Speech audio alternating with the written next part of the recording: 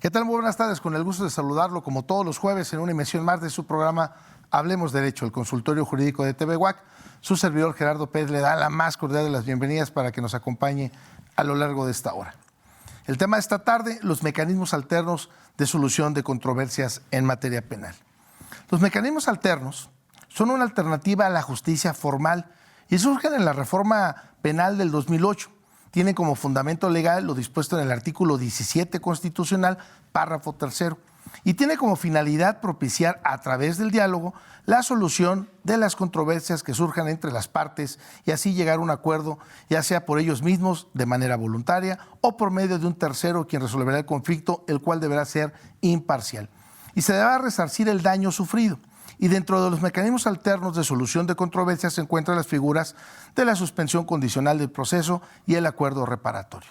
El tema de esta tarde son los mecanismos alternos de solución de controversias en materia penal. Acompáñenos. Perspectiva.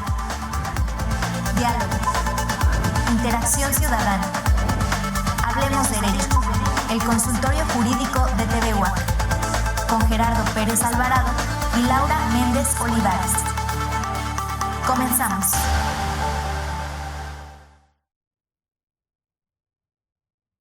Licenciada Laura Méndez, muy buenas tardes, con el gusto de verte como todos los jueves. ¿Cómo está, licenciado? Buenas tardes, pues igualmente para mí es un placer saludarlo como cada semana y también dar la bienvenida a todas las personas que amablemente nos sintonizan y siguen este programa. Queremos agradecer muchísimo a todas las personas que nos han hecho llegar por ahí sus comentarios, que nos hacen llegar sus dudas, incluso que después de cada tema semanal por ahí nos hacen algún comentario, alguna aclaración, alguna duda adicional.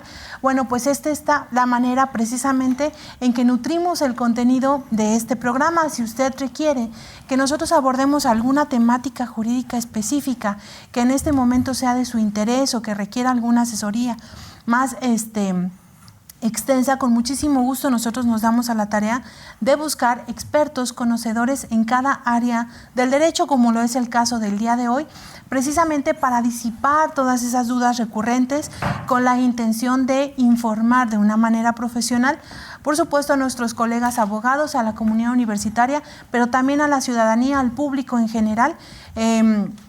Este es un buen medio por el cual hacerlo. Lo invitamos a que nos siga a través de nuestras redes sociales. Aparecemos en Facebook, en YouTube y en Spotify como Hablemos Derecho, el consultorio jurídico de TV UAC, así el nombre completo.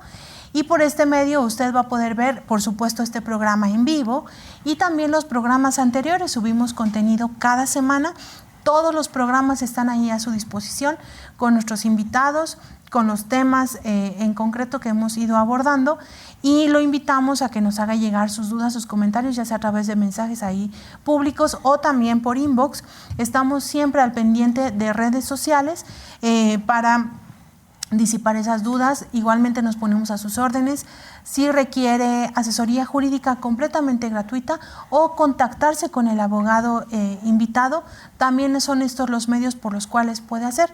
Aprovecho igualmente para recordarles que esta y todas las transmisiones son en vivo aquí desde el Cerro de las Campanas, en el estudio de TV UAC, y puede vernos, además de redes sociales, también por los diferentes sistemas de televisión, como en televisión abierta, en el canal 24.1, la señal de TV UAC, también en el sistema Megacable, el canal 124, el 14 de Easy, el 24 de Axtel, entre otros sistemas de televisión por paga. Por ahí nos puede ver todos los jueves a las 6 de la tarde. Y también los fines de semana en las repeticiones. Ya me extendí mucho con esta introducción, pero bueno, pues son muchos los medios de contacto por los cuales usted puede seguirnos y estar al pendiente de este programa. Bueno, pues sí, así como atinadamente lo puntualiza la licenciada Laura Méndez, bueno, pues es usted hasta ahora a un clic de seguirnos y estar atento de este programa. Y fíjense que así como tenemos pues los mecanismos o la mediación en materia laboral a través de las juntas para llevar a cabo estas conciliaciones, también lo tenemos en materia familiar para llevar a cabo, pues antes de tratar de mediar una controversia de orden familiar que a veces es pues un tanto cuanto complicada porque intervienen los menores etcétera, etcétera. Bueno, pues ahora hablaremos de estos mecanismos alternos de solución de controversias en materia penal y quiero agradecer enormemente, bueno, pues a nuestro invitado que haya aceptado la invitación.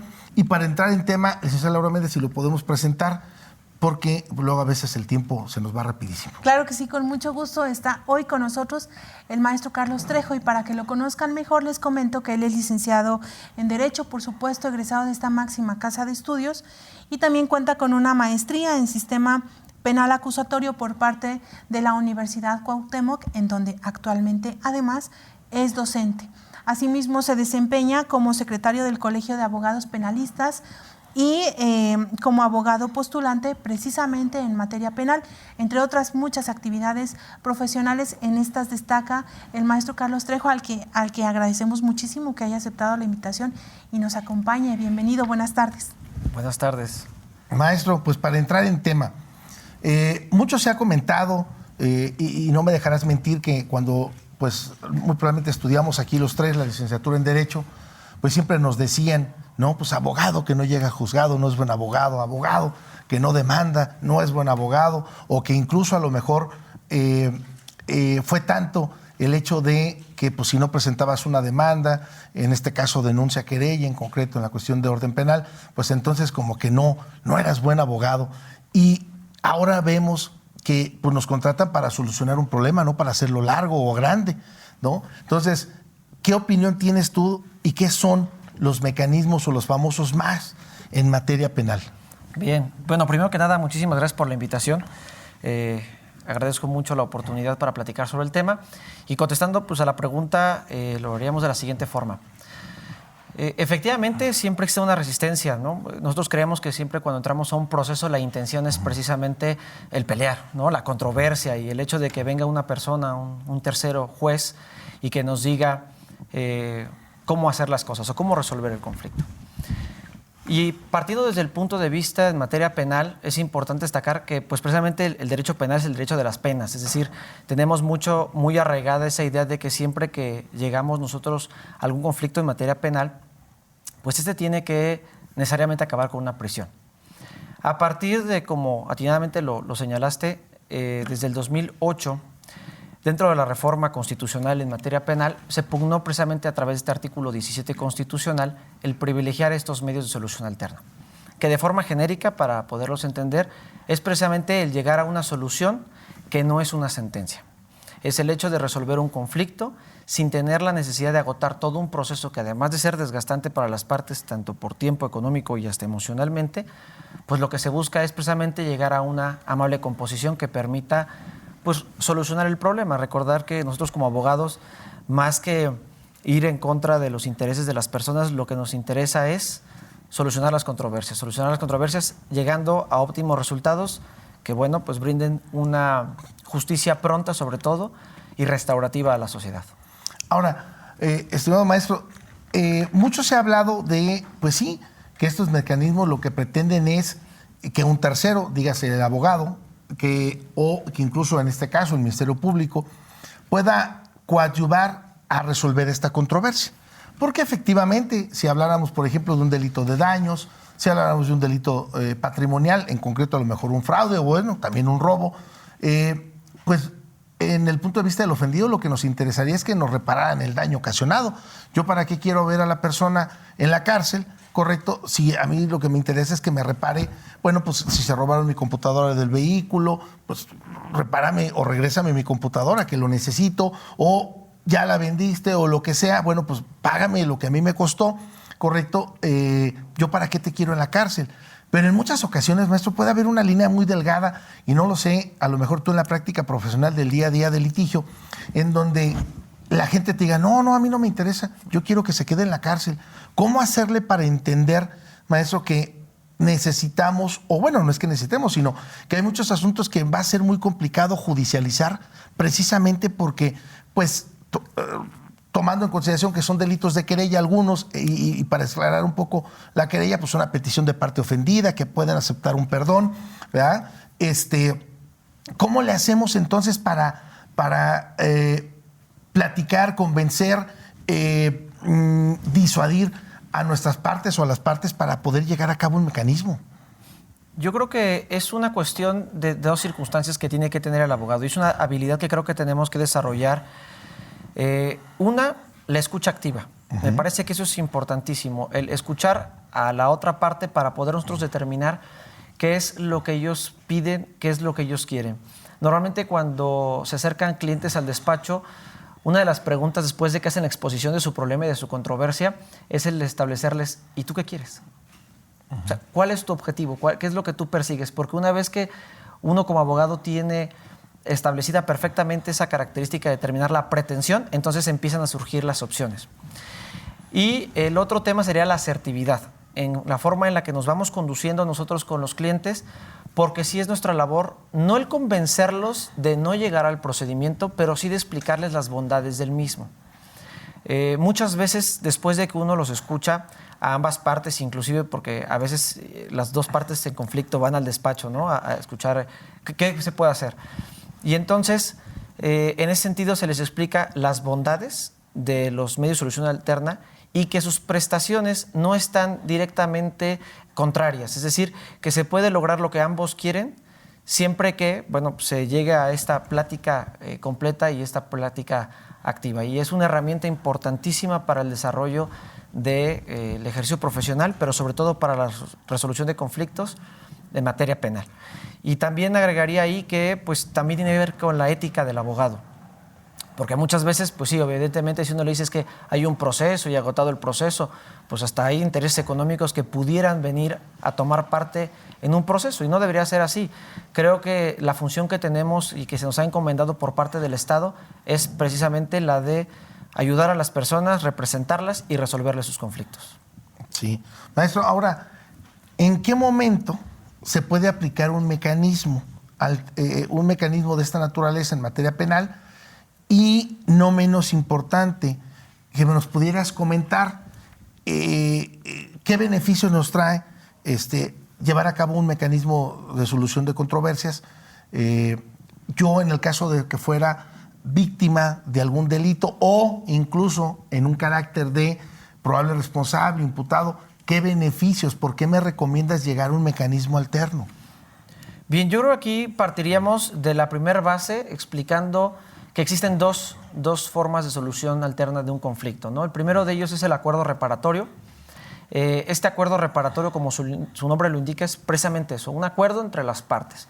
Pero claro, esto no puede ser en todos los delitos, ¿no? Porque naturalmente que lo que estamos tutelando en el derecho penal pues son bienes jurídicos de alta valía, ¿no? Inclusive la vida o la libertad personal de una persona o de un sujeto procesal. Este acuerdo reparatorio básicamente tiene 3 marcos de procedencia. El primero de ellos serían para aquellos delitos que sean perseguibles por querella o a petición de parte. ¿Qué quiere decir esto? Que son para ciertos delitos en los que el Estado delega la función a los particulares para que ellos determinen si desean o no que se persiga este hecho delictivo. Es decir, no es para todos los delitos, primera circunstancia sería para los de querella. La segunda de ellas es para los delitos cometidos de forma culposa. Es decir, para aquellos delitos en el cual el sujeto activo, el justiciable, pues no tuvo la intención finalmente de causar un resultado o un daño y lo hace por una falta de cuidado, básicamente circunstancia. Y la tercera de ellos es para los delitos patrimoniales, siempre y cuando estos sean ejecutados sin violencia. Esta parte es importante porque la mayor cantidad de los delitos cometidos en nuestro país son precisamente los patrimoniales. Y entonces sí funge como una especie de desahogo del sistema penal para llevar y judicializar aquellos asuntos que realmente impactan a la sociedad y aquellos que sean susceptibles de llegar a algún acuerdo. Y bajo esta característica de la no violencia, pues entonces en ese caso es factible llevar a cabo este acuerdo reparatorio. Y por cuanto vea lo segundo de los medios de solución alterna, se llama suspensión condicional. Esta suspensión condicional en términos del Código Nacional, de forma genérica, ahorita a lo mejor entramos un poquito más a detalle, pero implica el suspender el procedimiento para cumplir ciertas condiciones y que al término de estas condiciones se extinga la pretensión punitiva del Estado. Es decir, que se acabe la persecución penal y básicamente tiene efectos de una sentencia absolutoria. Y para que esto proceda se requiere básicamente que el término medio aritmético del delito, es decir, la suma de la pena mínima y de la pena máxima, y en promedio de estas dos, no exceda de 5 años. Aquí me gustaría puntualizar, si me lo permites, maestro, porque me parece que hablas de 2 puntos muy importantes. Uno, Para llevar a cabo un acuerdo reparatorio o estar hablando de un mecanismo alterno de solución de controversias, 1, tiene que ser forzosamente un delito sin violencia. Y 2, que la pena no exceda de 5 años. Entonces, te repito, me parece 2 puntos muy importantes porque como atinadamente tú lo comentas y hemos dado cuenta, pues la semana pasada veíamos, no es cierto, esta semana veíamos el informe de la presidenta del tribunal y uno de los delitos en los que podríamos decir que el talón de Aquiles que tiene nuestra sociedad queretana son los delitos patrimoniales en un sinnúmero de conductas, pero en concreto hablamos del delito patrimonial. Y en estos, comentaba la presidenta del tribunal que son un gran número de asuntos, estoy hablando más del 60% de todos los asuntos de orden penal, y digo, sin tomar en cuenta las cuestiones de orden familiar, ¿verdad? Pero ese es otro tema. Aquí el asunto es que no cualquiera puede llegar a un mecanismo porque si este robo se da con violencia, entonces no podríamos tener un mecanismo, no podríamos solicitar que se llevara un mecanismo alterno de solución de controversias, independientemente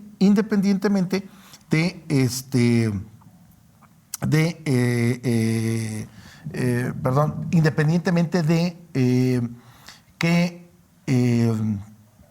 se me fue, me dio un momento, independientemente, repito, de que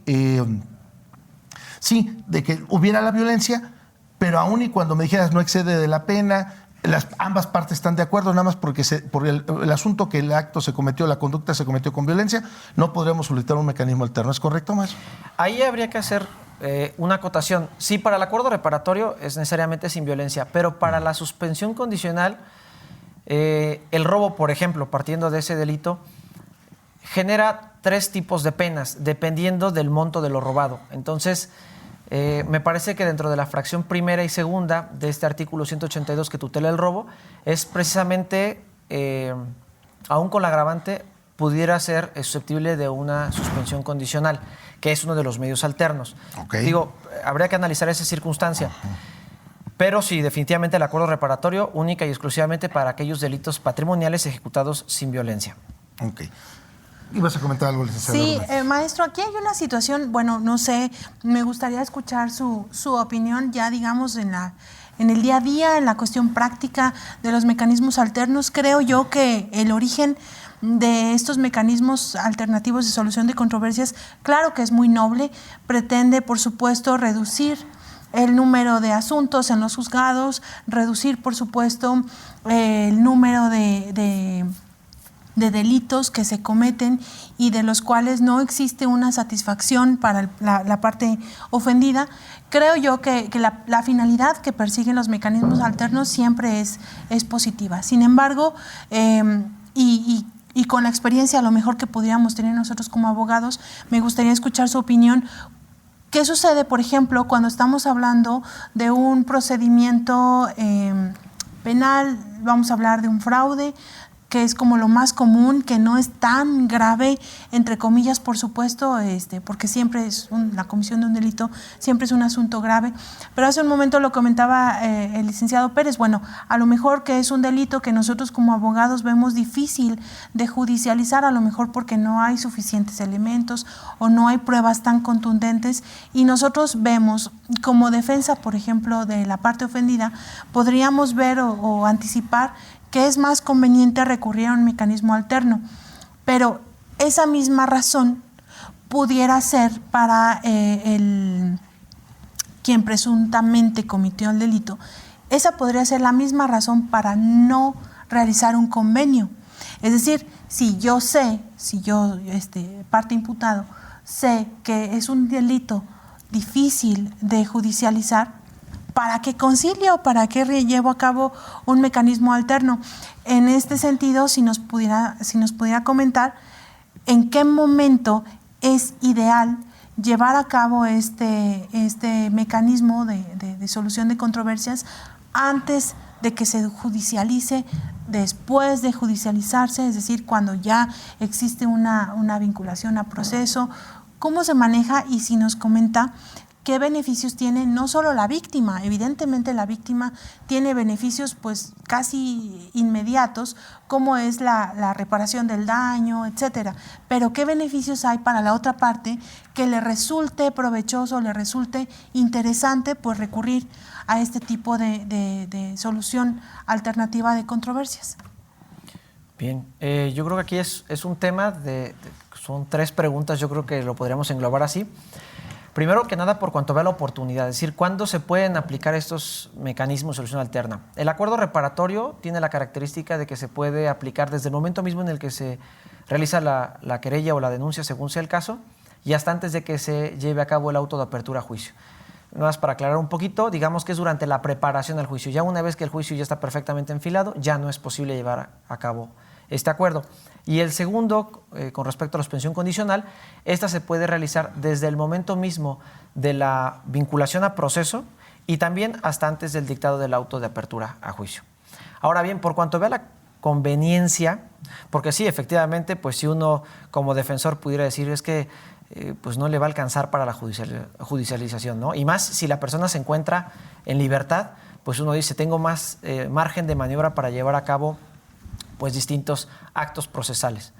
Yo creo que es una cuestión de valorar las opciones que se tienen y también de la necesidad que existe de esta justicia restaurativa. ¿En qué sentido?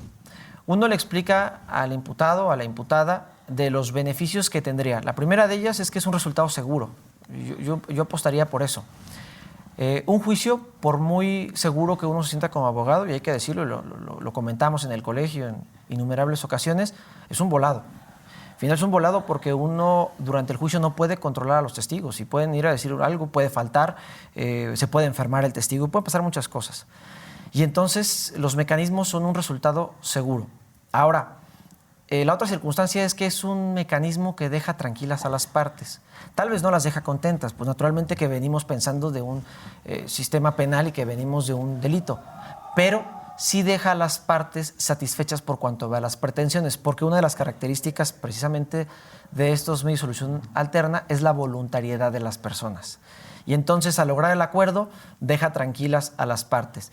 En algún asunto que ahorita estoy recordando, en el que había una rencilla, una riña, en el que se habían causado unas lesiones unas personas, pues venía de un conflicto de años, un conflicto de familias. Y entonces cuando se llega a esta solución alterna, parte de los acuerdos es el mutuo respeto entre ambas. Y existe ese respeto por la norma, respeto por las autoridades, considero yo, en la mayoría de los casos en los que sí termina el conflicto. Y entonces uno lo que tiene que hacer es decirle al imputado, oye, pues no solamente se va a acabar pronto, tu libertad no va a estar ya en juego, no vas a tener esa zozobra, no vas a tener esa incertidumbre, económicamente pues es mucho más viable por lo costoso que se puede volver un proceso, no solamente por los honorarios que se le pudieran cubrir a un abogado, sino también porque a lo mejor durante el trámite del proceso se ocupan peritos, se ocupan gente especializada para poder llevar a cabo ciertas diligencias. Entonces, considero que son muchas las bondades por cuanto ve a esa justicia pronta y a esa seguridad y esa certidumbre jurídica que se le da a las partes. Entonces, yo considero que es un mecanismo, ambos, importantísimo. Y hace rato se tocaba un punto en el que se decía, bueno, es que muchas veces es más difícil el proceso por cuanto ve a la víctima, inclusive. Y pongo un ejemplo muy sencillo. Hay un delito en Querétaro que se llama incumplimiento de las obligaciones de asistencia familiar. Este delito básicamente es cuando se tiene la obligación de dar alimentos, no se proporciona. Y entonces, en algunos de los casos, cuando es mal atendida esta cuestión, se le llega inclusive a privar de la libertad a la persona. Y entonces aquí el conflicto se vuelve muchísimo más grande porque, por un lado, la queja es el no estar recibiendo, pero privado de mi libertad no puedo dar. Y entonces el conflicto no se está solucionando y lo que se busca es precisamente de llegar a algún tipo de acuerdo. Entonces yo creo que es una herramienta importante y definitivamente la labor que tenemos nosotros como abogados pues es explicar estas bondades para poder llegar a cabo a estas soluciones. Y para finalizar quizás la pregunta, me pongo a pensar, hay muchas circunstancias en que por estos delitos, que pueden ser inclusive culposos, o bien en circunstancias en las que los delitos tienen este término medio hermético inferior a 5 años, pero la persona sí se encuentra privada de su libertad.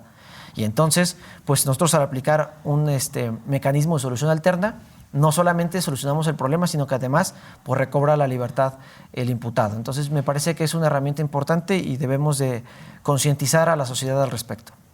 Yo creo que más que, bueno, sí, por supuesto, concientizar a la sociedad, pero también al gremio. Lo que acabas de comentar me parece muy valioso desde el punto de vista de una asesoría profesional. Desafortunadamente, a veces las personas no reciben esta orientación, digamos, real de su situación jurídica y toman malas decisiones precisamente por eso. Entonces, me parece un tema muy importante porque las personas tenemos que ser conscientes y ser responsables de lo que hacemos precisamente para tratar de llevar, digo, no obstaculizar pues la administración de justicia. Creo que depende de todos, por supuesto de los abogados, que traten de persuadir a las personas desde el punto de vista de los beneficios, qué le conviene más al cliente y no solo al abogado en términos de su labor, ¿no? De su trabajo. Creo que es muy importante. Si nos pudieras comentar, licenciado, ¿qué sucede cuando se llega a un acuerdo reparatorio, a un mecanismo alterno, un acuerdo, un convenio? Hace un momento nos comentabas que podría tener algunos efectos, entre los cuales los de una sentencia absolutoria.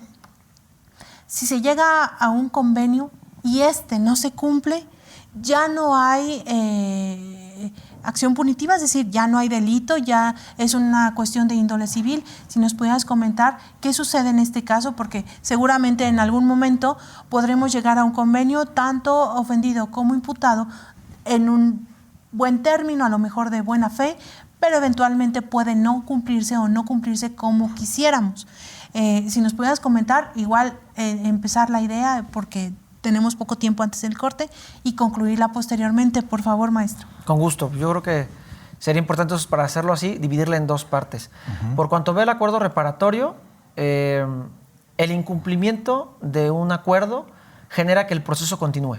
Es decir, lo que vamos a hacer nosotros es únicamente una suspensión al procedimiento, una pausa, y si se cumple, se continúa entonces sin mayor problema con los efectos que habíamos señalado. Si se incumple entonces, pues el procedimiento sigue. Es decir, el hecho de que haya este incumplimiento no implica que el delito se acabe. Es una oportunidad que tienen las partes de esta amable composición.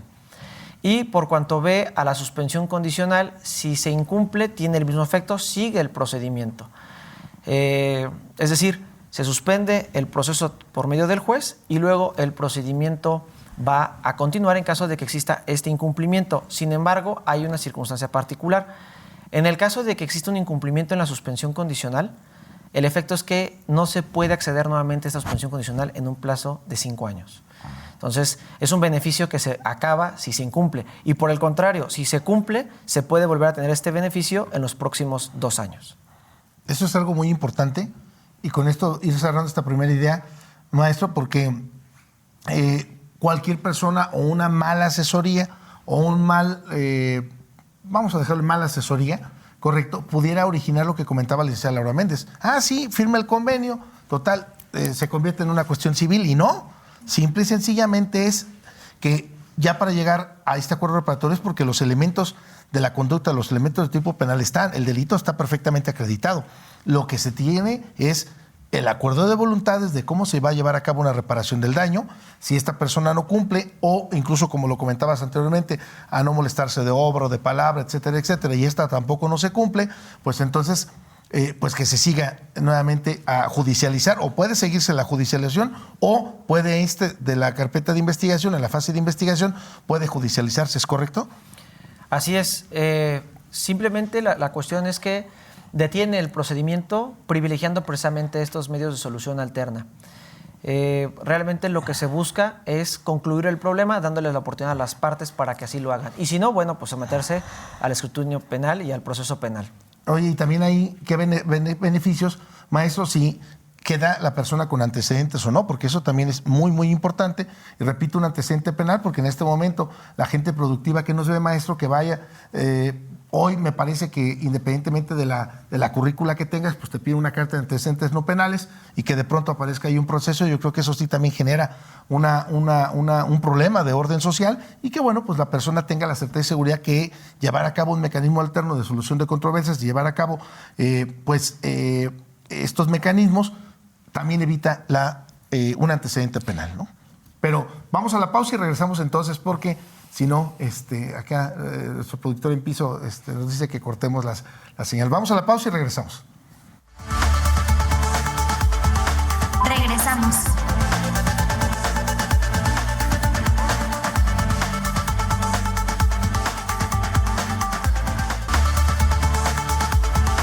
Continuamos.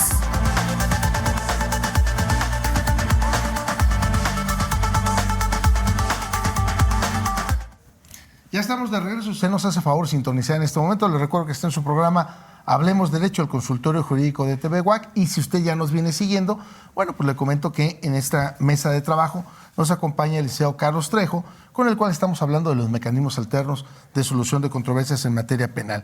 Y bueno, pues antes de continuar con el tema de la pregunta que habíamos dejado, que no habíamos podido dar respuesta, para retomar el tema con nuestro invitado, quiero agradecer enormemente que nos ve en este momento al señor juez en retiro, Daniel Ramírez, a quien le mandamos un fuerte abrazo, y también, maestro, te manda saludos aquí a través de la mesa.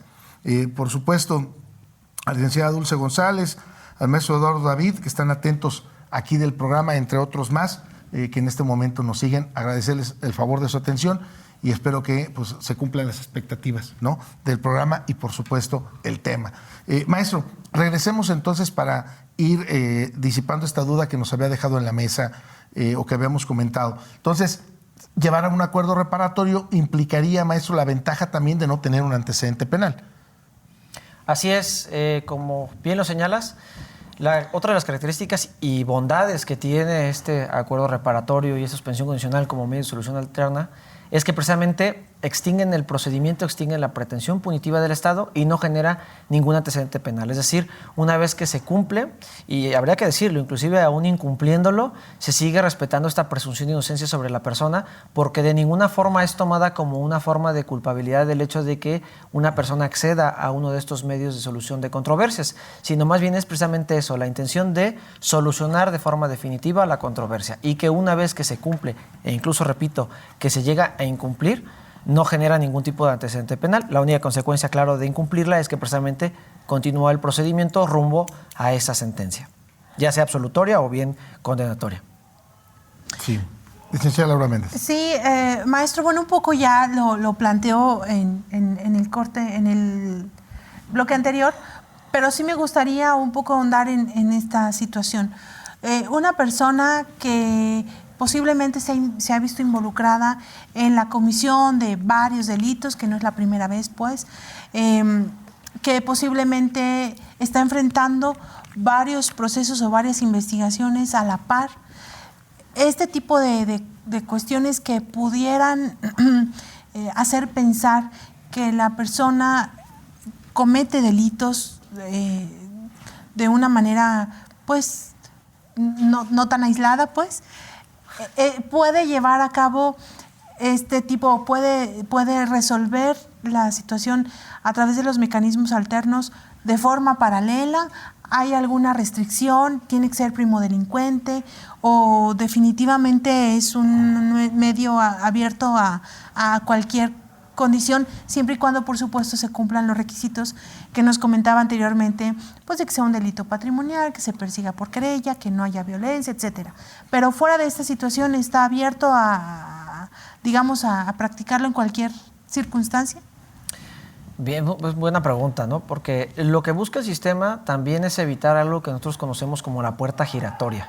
Es decir, entro al sistema y salgo del sistema. Entro al sistema y salgo del sistema. Eso también es una de las intenciones que se tiene.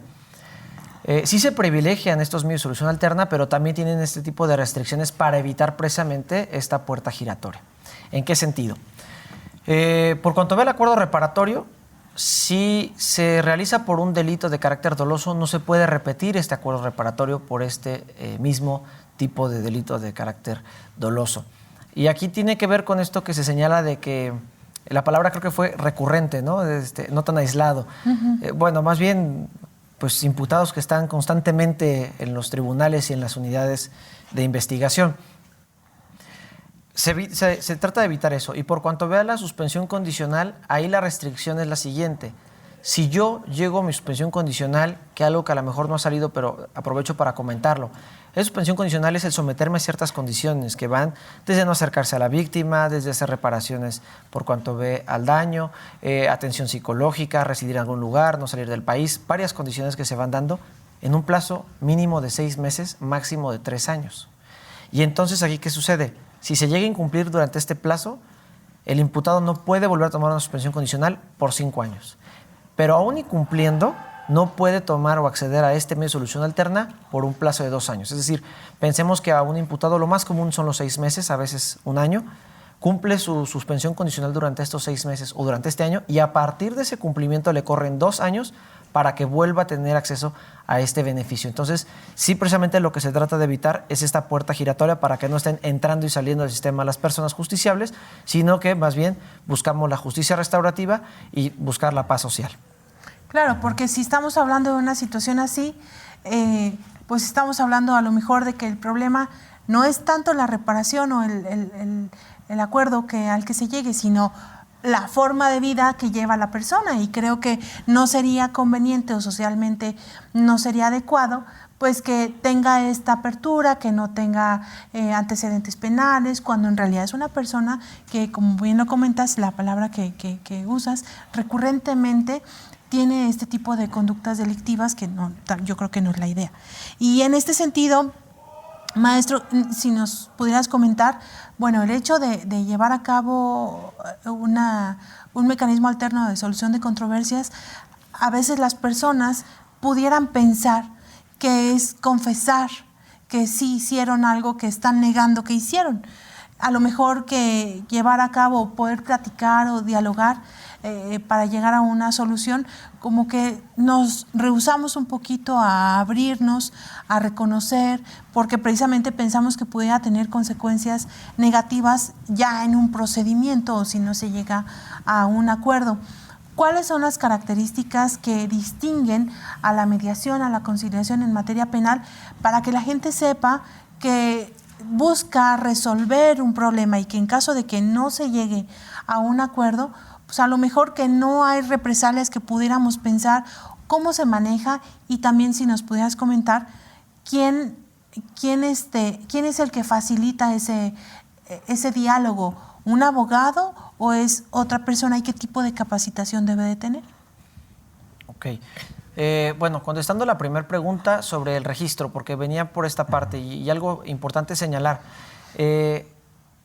Cada vez que se acceden a estos medios se va llevando un registro, de tal suerte que los agentes del Ministerio Público pueden informar válidamente al juez que ya se aprovecharon esas circunstancias en los tiempos para poder tener un control. Aquí hay un área de oportunidad importante a nivel general, a nivel país, puesto que estos controles funcionan de forma estatal. Y es importante destacar que la ley adjetiva, es decir, el Código de Procedimientos Penales, es nacional y entonces se aplica en todo el país, y por lo tanto este control debería ser generalizado para todo el país. Es un área de oportunidad que me parece importante respecto de este control. Ahora bien, por cuanto ve al hecho de que si sí llego a la negociación, si no, si tengo que decir, oye, es que sí hice esta conducta o la hice de tal forma, el espacio que se abre es un espacio brindando un principio particular de estos medios de solución alterna, que es la confidencialidad. Es decir, todo lo que se platique durante estas negociaciones, durante estas mesas de diálogo, es completamente confidencial, y la ley precisamente señala que no podrá ser utilizado durante el procedimiento con posterioridad. Esto lo que brinda es precisamente este espacio de confianza para que la gente pueda platicar, para que libremente se pueda expresar. Y empezando a entrar al último de los temas, que fue la materia de la pregunta, implicaría el hecho de que esto genera confianza. Esto genera confianza a través de la persona que debe de estar precisamente capacitada en la materia, no solamente por cuanto ve al derecho y al sistema penal, pero también a conocer precisamente cuáles son todas esas herramientas que se tienen en los medios de solución de controversias para poder llegar a esta amable composición. Es decir, cómo va llevando, proponiendo ideas, pero manteniendo el área del respeto, de no juzgar a la persona de ningún tipo, porque lo que se busca realmente no es establecer si es culpable o no es culpable, lo que se busca no es establecer si hay delito o no hay delito, lo que se busca es la conciliación, la amable composición y el llegar precisamente a este tipo de acuerdos que resuelvan los conflictos. Ahora, por último, señalar, varía un poquito quienes llevan a cabo estos mecanismos, y digo varían de estado de la República en estado. experiencia que hemos tenido como despacho es que sinceramente se maneja muy distinto en un estado de la República que en otro. Pero hablando del estado de Querétaro particularmente, hay una área especializada de mecanismo de solución alterna que pertenece o es parte de la Secretaría de Seguridad Ciudadana, que tienen a la gente competente y capacitada para poder llevar a cabo estas diferentes audiencias y poder llegar a estos acuerdos reparatorios. Entonces, existe la gente capacitada y a través de esta unidad es que se van logrando este tipo de acuerdos. Sí, maestro, aquí nos están haciendo llegar de producción una pregunta que me parece muy relevante a propósito de lo que estamos platicando, de un televidente que se comunica con nosotros. Nos comenta que tiene un perro y que es bravo, es un perro bravo, que por accidente se le escapó y agredió a una persona en la calle. Nos comenta el televidente que él va a hacerse cargo de los daños, pero la familia de la víctima insiste o pone como condición, según yo entiendo, que quieren matar al perro que cometió la agresión, y nos pregunta si puede demandar, qué puede hacer. Digo, a final de cuentas estamos hablando de acuerdos reparatorios. Si esto es una condición y no es posible mediar, digo, se entiende del lado de la víctima, también se entiende, por supuesto, por parte de la persona que nos escribe, a quien le agradecemos, por cierto, la comunicación. ¿Qué nos puede comentar, maestro? Híjole, es una pregunta un tanto complicada porque tenemos la mala costumbre, que yo considero que es buena costumbre, de a veces el decir depende, ¿no? Quizás faltan un poquito de elementos, pero a priori lo que podríamos comentar es lo siguiente. Naturalmente que dentro de las condiciones que existen para llegar a algún acuerdo en el acuerdo reparatorio en la suspensión condicional, pues no está el privar de la vida a un animalito, ¿no? No es la intención. Sí de resolver y evidentemente de resarcir el daño económicamente hablando y hasta donde se pueda, ¿no? Hay que entender que hay circunstancias en las que a veces pues no se puede reparar el daño en su totalidad, ¿no? Pasa mucho, por ejemplo, con el tema de un homicidio culposo, un atropellamiento, pues no podemos regresar a la vida a la persona. Y por lo tanto la ley establece ciertas indemnizaciones. Particularmente en este asunto, la carpeta de investigación naturalmente que sí puede derivar en un medio de solución alterna, y recordar que es un sistema de justicia penal, es decir, va enfocado a la sanción, por un lado, y al resarcimiento de las controversias existentes, pero dirigido a las personas. Es un derecho que va dirigido a las personas, actualmente ya inclusive jurídicas.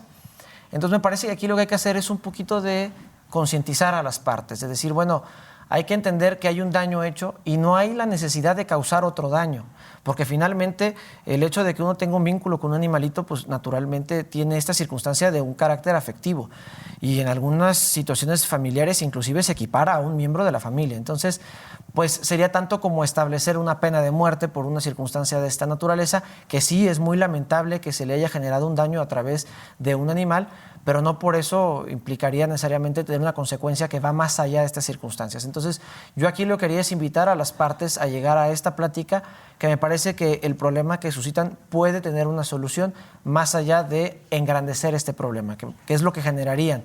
Y eso sí terminaría por no cumplir uno de los principios, que es el dejar satisfechas a las partes.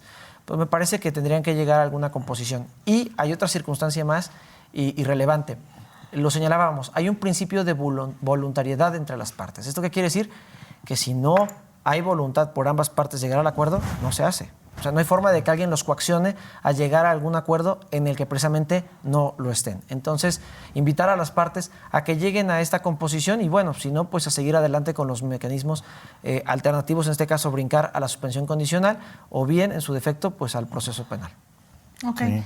En este sentido, ¿es posible, maestro? Bueno, el televidente nos pregunta si él puede demandar.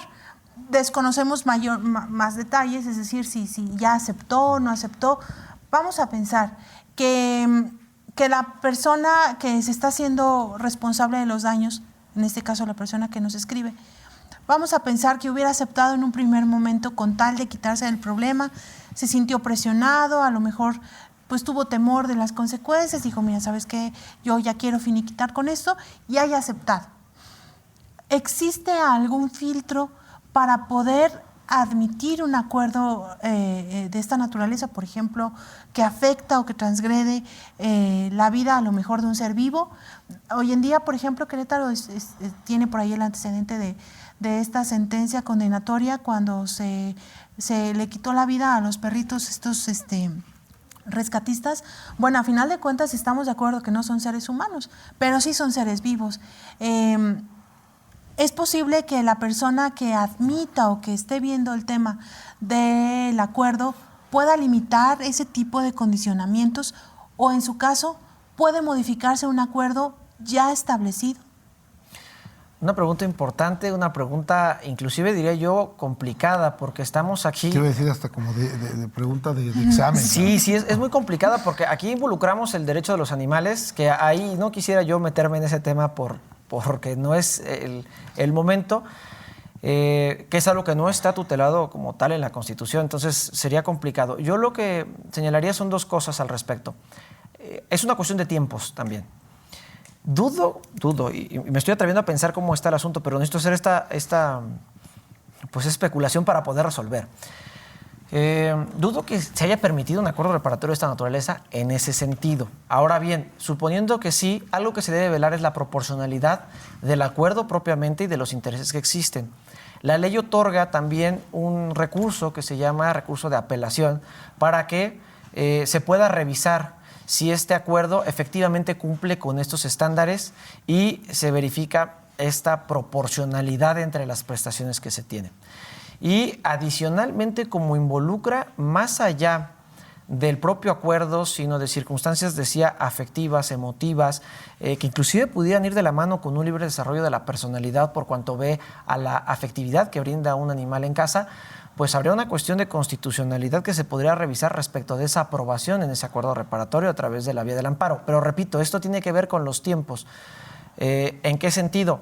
Pues existen tiempos particulares para interponer estos recursos. Ahora, así como lo están platicando, yo vería dos momentos. Uno es el hecho de que se pacte y el otro es el hecho de que se busque la ejecución forzosa.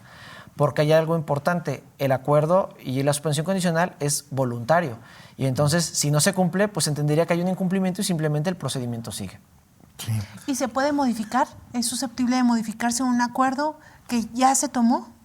La verdad, en la experiencia que tengo, no lo he visto. La ley generalmente no lo contempla porque precisamente se busca que desde el principio queden perfectamente pactadas las circunstancias. Porque además ahí, maestro, perdón que te interrumpa, vas a alterar la esencia misma. Si lo cambias o modificas, pues uno va a estar de acuerdo, pero el otro no. Entonces volveríamos otra vez al principio. Ya no habría voluntad, no habría equidad o no partiríamos de la cuestión de la honestidad, que son los principios rectores de estos mecanismos alternos. Claro, porque aparte alguien va a tener una ventaja necesariamente si eso sucede, porque en el punto en el que se encuentre del cumplimiento va a haber una ventaja.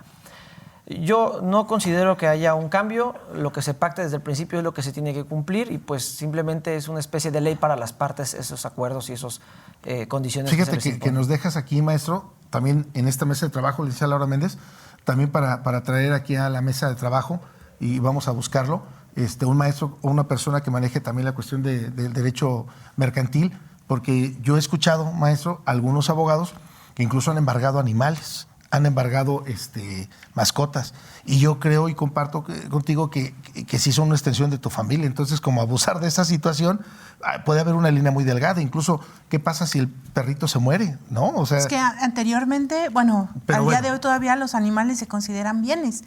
Está bien, pero efectivamente ya la interpretación que recientemente se hace al respecto... Incluso ya como delito en el Código Penal, por supuesto. Creo que nos deja nuestro televidente un tema para discutir aquí, maestro, y que eso es lo fabuloso y lo que enriquece este tipo de programas, que el derecho no acaba, maestro, y cada vez vamos adentrándonos más. Si me lo permites, maestro, tenemos 3 minutos para cerrar. Me gustaría que nos puedas dejar alguna forma de contacto, donde te pueden localizar, y bueno, pues incluso el televidente que en este momento, si pudiera disipar su duda y que te pudiera marcar, maestro, uno de los compromisos que tenemos en esta mesa de trabajo es poder brindar la asesoría gratuita, maestro, como una extensión más de lo que realiza la acción social también por su parte la universidad. Y maestro, si me lo permite, nada más rapidísimo, quiero agradecerle a nuestro buen amigo de esta mesa de trabajo, al liceo Guillermo, que está en contacto con nosotros, a Ana Julia Terrazas y por supuesto hasta la licenciada Perla Ariadna Vega, que también está atenta del programa del día de hoy. Y bueno, pues mandarles un fuerte abrazo. Maestro, ¿dónde te pueden contactar? Claro que sí, dejo a disposición mi teléfono particular, es el 442-305-9479.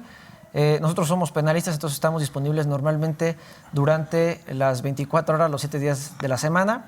Y también a través del Colegio de Abogados Penalistas del Estado de Querétaro, pues buscamos llevar a cabo esta asesoría para las personas que así lo requieran, y pues buscamos ser un gremio especializado única y exclusivamente en materia penal. Entonces dejamos a disposición cualquiera de las dos circunstancias a través del colegio en las páginas en Facebook, y mi teléfono, repito, 442-305-9479. Pues sí. Bueno, y también manda un fuerte abrazo a la licenciada Perla Ariana. Igual, maestra, gracias por estar atento al programa, y un fuerte abrazo también, maestro. Pues no, espero que no sea la primera ni la última vez, maestro. ¿Algún mensaje con lo que quiera cerrar? Sí, yo invitaría a los abogados a utilizar cada vez más estas formas alternativas, porque no hay que perder de vista que nuestro objetivo es que el cliente resuelva su problema. Y entonces a veces es muy difícil tratar con un cliente y explicarle un proceso que pudiera durar inclusive un año y medio, 2 años. Y en cambio, cuando se aplican estos medios y se concientiza, se logran unos objetivos y unos resultados rápidos y eficientes para todos. Muchas gracias, maestros. Bueno, pues ya nada más para concluir, sin antes reconocer y agradecer, por supuesto, a las personas que nos siguen, que nos envían por ahí mensajes a través de redes sociales, también que se comunican y que nos hacen llegar sus dudas. Muchísimas gracias por su confianza y por tomarse el tiempo de ponerse en contacto con nosotros. Recuerde que el consultorio jurídico de TV WAC sigue abierto permanentemente para ustedes. Y también agradecer, por supuesto, a nuestro equipo de trabajo, gracias al cual pues es posible la transmisión de este programa cada semana. Agradecemos en controles a Edith Segura, Denis Sánchez, por supuesto aquí detrás de cámaras a Francisco Molgado y a nuestro productor Jaime Varela. Muchas gracias a todos ustedes. Maestros, muchas gracias. Muchas gracias y hasta el próximo jueves. Gracias. Gracias por acompañarnos. Los esperamos en la siguiente emisión de Hablemos Derecho, el consultorio jurídico de TV WAC.